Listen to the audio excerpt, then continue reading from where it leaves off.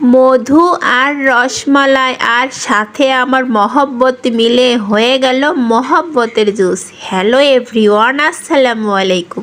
আপনারা সবাই কেমন আছেন? আশা করি সকলে আল্লাহর রহমতে অনেক ভালো আছেন। আজকে আমি বানাবো মহব্বতের জুস। মহব্বতের জুস বানানোর জন্য আমি তরমুজটা এরকম ছোট ছোট টুকরো করে কেটে নিয়েছি। এটা এভাবে ছোট ছোট টুকরো করে কেটে নিতে হবে। আমি সবগুলো তরমুজ এভাবে ছোট ছোট টুকরো করে কেটে নিয়ে বাটিতে উঠিয়ে রেখেছি।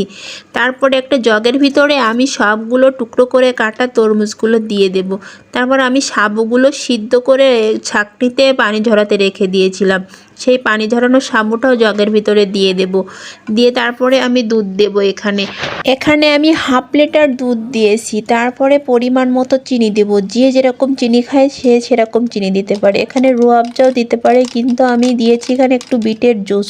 বিটের জুসটা দিয়েছি হেলদির জন্য, অনেক হেলদি। তারপরে এটা আমি পরিবেশন করে দেখাচ্ছি। এটা দেখতে যেমন সুন্দর হয়েছে, খেতেও মাশাআল্লাহ অনেক ইয়ামি হয়েছে।